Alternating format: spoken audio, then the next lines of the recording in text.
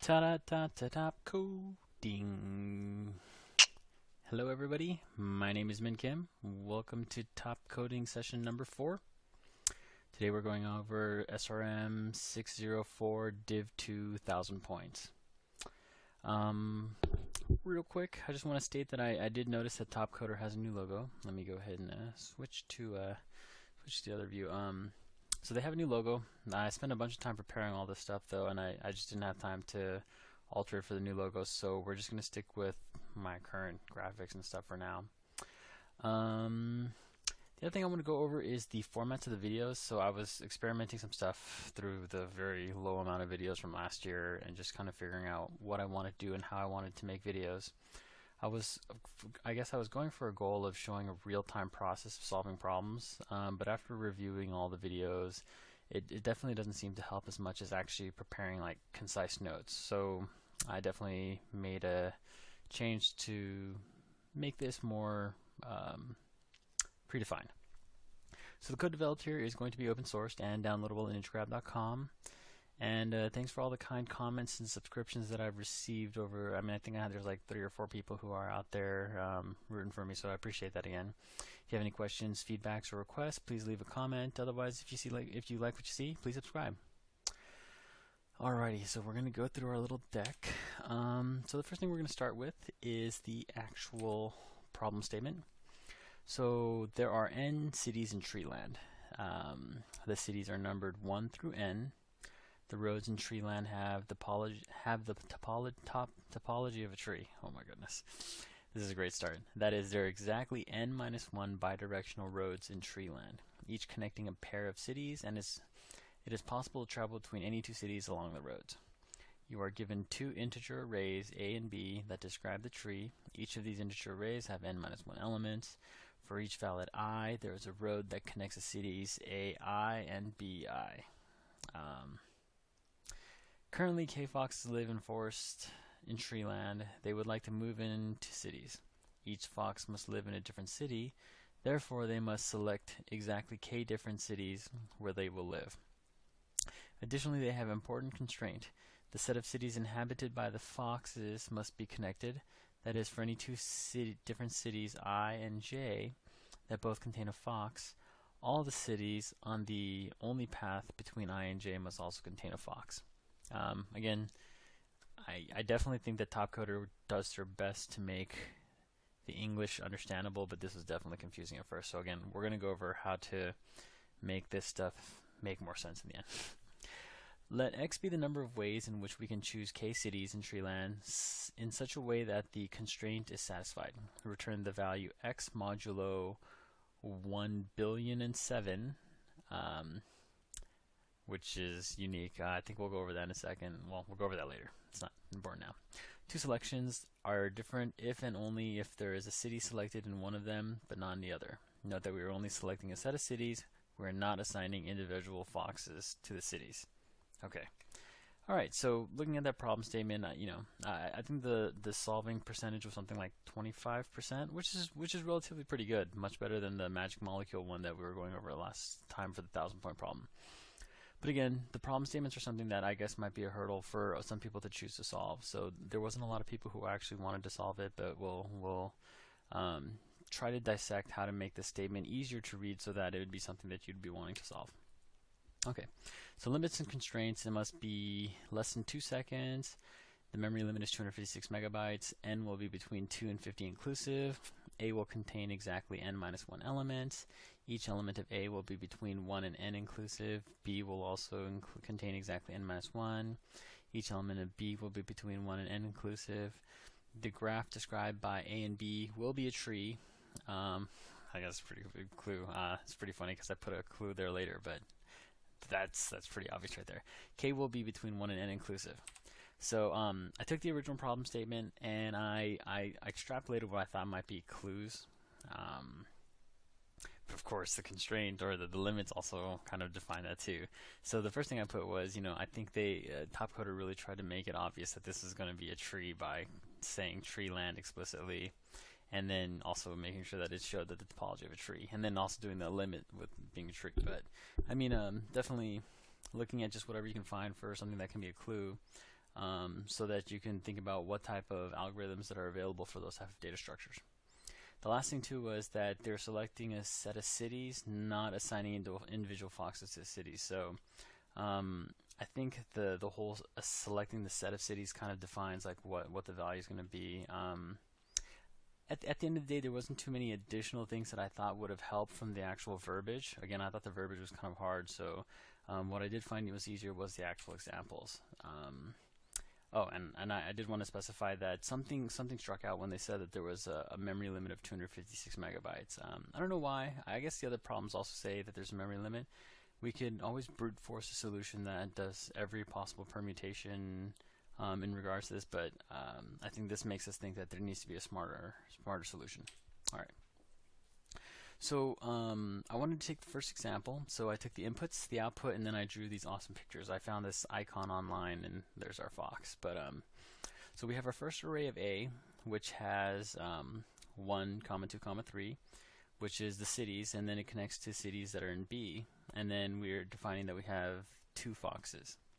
So there was a little bit of text in TopCoder that explained what were the solution, that's saying like in text form saying like that the results was 3 and why the results were 3. And so I decided to kind of draw it out in memory. So we know that city 1 is connected to city 2, so we drew that out, and I guess you can't see. Oh, you can see my mouse cursor. So we can see that 1 is connected to 2, 2 is connected to 3, and 3 is connected to 4. So that's fantastic. So that made it pretty easy. And then in this example, it says that there was 3 results. So I drew out what the results were because these are cities that have foxes that are connected. And what I wanted to do was show a demonstration of a set where it was not a valid answer. So there are 2 foxes, but they don't live in a connected city, so it's not a valid answer. Okay, so 1 is pretty obvious. We're just looking for sets of cities where there are 2 connected foxes. And so we have it. It looks pretty good. Alright, so the second example has a tree where it actually has many leaves. So it has 5 nodes. And again, they all have to be connected. So in this example, the first example that we go through, node 1 is connected to node 2 as well as connected to node 3. So those are possible valid answers. So we have 1, 2, 3, 1, 2, 4, 1, 2, 5. And then we have 1, 3, 4, 1, 4, 5, 1, 5, 6. Now, non-valid situations are something like 2, 3, and 4 because there's no nodes connecting between 2, 3, and 4. So there has to be that connection node, and that's what we're essentially doing here. Okay, and we move on to the next example. So I moved on to a slightly harder example, but just to show, I guess, the algorithm and how it flows. So we have the 1, 1, 2, 2, 4, 4, 2, 3, 4, 5, 6, and B, and then just drawing out what that actually looks like. And I think this is something that's going to be really helpful, I guess, in regards to problem solving. So it's definitely, you know, just I actually have notes of this with me actually doing this on like a scratch pad, and that I think that really helps identify the problem and how to actually attack it. So this is just a little bit slightly more formalized version of that. Okay, so we have the trees that we drew, and then the possibilities of it. So we can have it where 1, 2, 3, 4, and 5 have a node. 1, 2, 4. 3, 4, 6 have a node.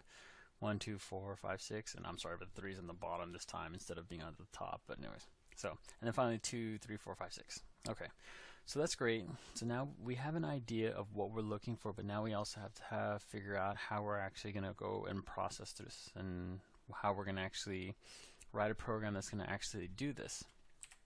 Okay, so I did have a solution, and of course there are a number of solutions out there. This is simply just my solution, and anybody might have a slightly better one, a faster one, more efficient one, but this one works. It was definitely executing in less than 2 seconds, significantly less than 2 seconds, and never took a huge amount of memory and there was another optimization that I made in there, which was probably unnecessary, but something I did.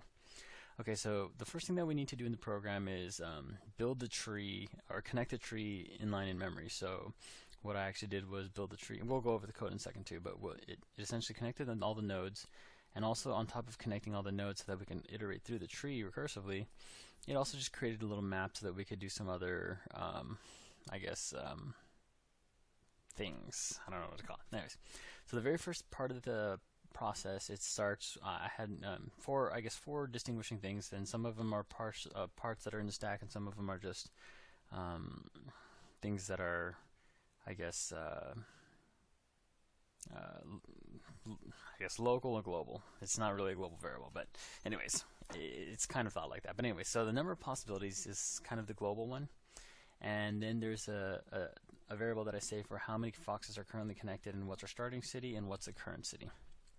So at the very beginning, you have 0 possibilities that are tagged yet, 0 connected foxes. You're assuming that you're going to start at the very first city, and then you start to roll. So you get your first city, and then you assume you have 1 fox that's connected, and you're there. That's generally the gist of it. It's easy. All right. The next step is you iterate to the next child, which is 2, and you have 2 connected foxes. Your starting city was still 1, and your current city is 2. Okay, great. The next iteration, my algorithm actually assumes that it accounts for all of the children first. So here it actually makes the connected foxes from 2 to 4 because it counts both of the children, and then it iterates over to city 3. So now when it iterates to city 3 though, it realizes that there were no children, and it says since there are no children, there's no possibility of being reaching 5, which k is 5, and that's the goal that we're looking for. And I note that I'm actually skipping a step because it's the part of the algorithm where it says just account for all the children up front. Okay. So the next part then, next step is that now the current city goes from 3 to 4, and when the city goes from 3 to 4, there are children, so the algorithm can continue processing. And so this is the part where this is the step that would have been skipped. But anyway, so it's now looking at assuming to include all of the children. But if it includes all the children, then it's greater than k, so we don't assume that as a possibility. But what I do have is something that says, okay, so if I don't include all the children, then do a for loop downward, decrementing instead of incrementing, where it will then process all the nodes, assuming that it takes less of the nodes. It assumes that less of the nodes were taken, and then it still iterates down the children. So then we iterate to 5, to city 5. We see that there is a node there, and we increment it. And now connected foxes equals 5. We know that we don't actually have to go down any further, so we increment the variable of possibilities, and then we roll up the stack. And now we go to city 6, same thing as city 5. We increment possibilities, roll up the stack. Okay, great. So now we're going to roll all the way back up the stack to node 2. And this is the part of the algorithm I'm talking about where instead of assuming that we're taking all children, now we're assuming that we're only going to take, if children were n minus 1. And then it would go n minus whatever until there was actually just 1 node. In this situation, there happens to just be 1 node. So now it assumes that it's only going to take 1 child, and it takes 3, and the 3 has no children, so there's no possible way that there's actually going to reach up to 5, so it rolls back up. And then it goes to node 4, so now we're going to be here. And when it goes to node 4, then it does the assumption step again and says assume includes all children. There are 2 children. 2 children equals the k that we're looking for, so that's a valid possibility. It's still going to then say assume n minus 1 child, or do the decrementing iterations back, and look through the children. Now the reason it also does that too is because it's a tree and we're not like prefetching the depth of everything. We need to just make that assumption where we'd still check all the children nodes, because it's very possible that 5 might have had children nodes, and then we might have been able to get another possibility out of that. So we look at node 5, we see that we have 4 connected foxes, but there are no children, so we roll back up. There's no incrementing of possibilities. We then do the same for node 6 up, and I just realized my current city is incorrect. Oops, sorry, I'm skipping something here. Current city should be 6 here, but I didn't do it. Terrible. Sorry, guys. All right, so now I'll fix that in the PowerPoint before I upload it anyways, but okay. So now we wind all the way back to the very beginning root, because now we've actually processed through every single child. There's no other additional children that we can go through. And then we actually have a list that we store every single node, because we're actually going to do this for every single node. And so we go to start up with node, starting with city 2 now. we're going to essentially just run down through the exact same algorithm. Assume we're using both nodes. So the possibility current city is going to be 3, possibilities is 3, connect to Fox is 3, etc., etc. Starting city should be 2. Oh man, all these edits. This is bad. Anyways, looks like I fixed some of them, but not all of them. 4 assumes it's using all children, so increments possibilities. We're looking great. Checks 5 as well. Not possible, so then it goes back. Checks 6. And then it's done. So again, the algorithm that I have would actually go down to node 3 and node 4 and node 5 and node 6 and do the entire process. But obviously it would not actually reach any new additional possibilities. But that's generally the gist of actually how the code works. Okay. The other thing too that I have is I noticed that in a very specific set, like in this case where you have a single node with multiple children, the actual you could actually go iterate through each of the children and then increment, but I realized that it's actually just a combination. So in the formula, if you see a situation like this, you can actually just use the mathematical combination formula, get the number of possibilities, and then just return that as an optimization as opposed to iterating back and forth through the tree. Alright, so now on to the code. Alright, beautiful. So we're going to go to the very beginning of the code. Let me go ahead and, okay, that should be fine. Font size looks okay. I had the problem written down at the beginning. Let me just go ahead and write it. As usual, I like to write my function and code in a way that's a little bit more descriptive.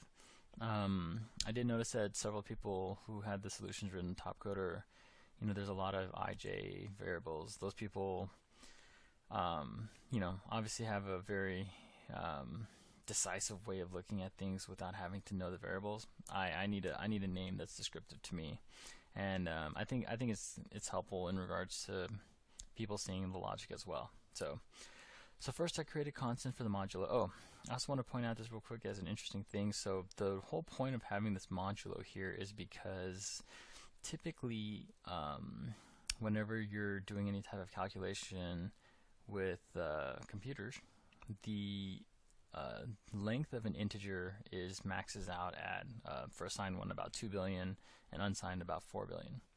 So what's happening here is as they're doing the actual calculation of combinations for all the possibilities, they said that the number of cities was up to 50, and then also actually, I forget what the constraint was. They said that k could be through 1 and n as well. So it essentially could make it really expensive in terms of total number of combinations. So with that, to mitigate the whole integer overflow, we have this modulo 1,000,000,007. So whenever you see that, apparently it's just a prime number that people use so that they have some sort of, you know, while not entirely accurate what the value is, but a value that actually reflects the actual, has a relationship to the actual value that you're looking for. Okay. Google 1,000,000,007. That's how I found it. Okay, so we start with the city node. What I did is I created a data structure for the actual tree, and I called it city node. It has a list of all the connected cities. I also had just an override string so that it looks easier in the debugger. And then I created the function in the prototype that they specified. So public int has integer a, integer b, integer array b, and then k. Okay, great. And so what I do is first I create a dictionary of all the cities because we're going to eventually have to run this algorithm through every single city. And the beginning of my code is really just building the tree. So here you'll see it creates the root node from A0, B0, and then index of I to the length. It adds the rest of the cities. And then it also does the connection logic for all the children. Okay. If k equals 1, it returns all cities.count. Wait a minute, is that smart? If k equals 1, oh yeah, so if k equals 1, then literally because there's only one Fox, you can just assume that every single city is a possibility since it doesn't actually have to connect to any other cities. Alright, so then otherwise what I do is I do the modulo possibilities plus equals the little internal function that takes the current city node. So that's the starting city that I was talking about. So we're in the actual root of the program. So for each of the cities in all cities, so that's where we get the starting city. We're going to look for the number of foxes, and I do -1 because of all the specifics of, you know, blah blah blah blah blah blah blah blah. Anyways, okay, and then I return the modulo possibilities. Okay, so I'll just quickly show the tree building code. There's no magic here. It essentially just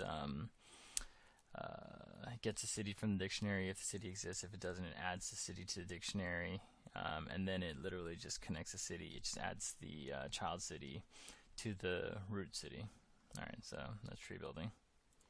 Again, all the code's going to be open source, so if I went through it a little too fast, feel free to download and take a look at it. Okay. Then we're actually going to have a walk function. So the walk function is actually from each node. This is the thing that we're going over. So now, if the and I have the actual variable distance, but I think this is the distance is actually technically should be the number of foxes connected minus k, or k minus number of foxes connected. Okay. So if the number of connected cities is, so if, yeah, the number of connected cities is greater than or equal to that distance, which is that unique situation that I was talking about, we're actually going to just calculate out the combination and increment that. But yet at the same time, we're still going to go through for each city in the connected cities. We're actually going to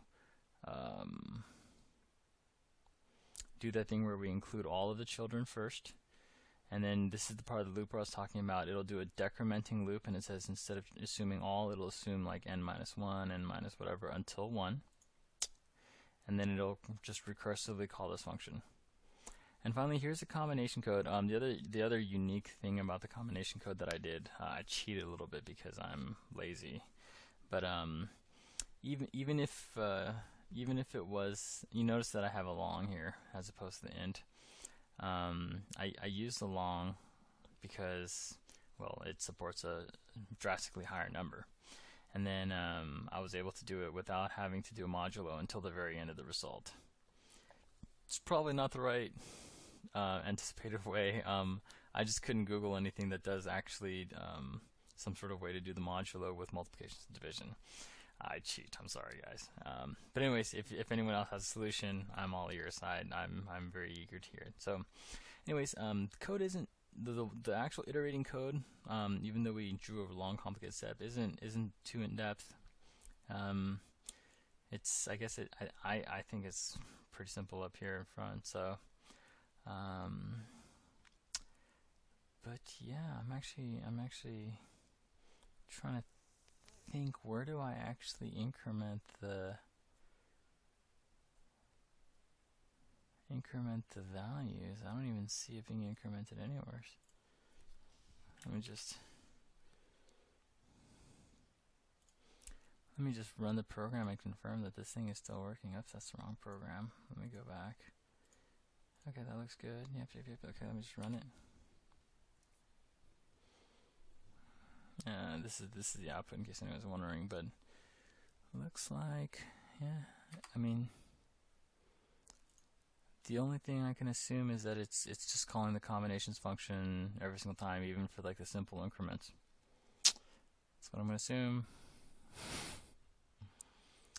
Alrighty, so otherwise I will revalidate that, but otherwise it works. That's the example. So, alright, and thanks everyone for watching the video. Let me just go back to the presentation.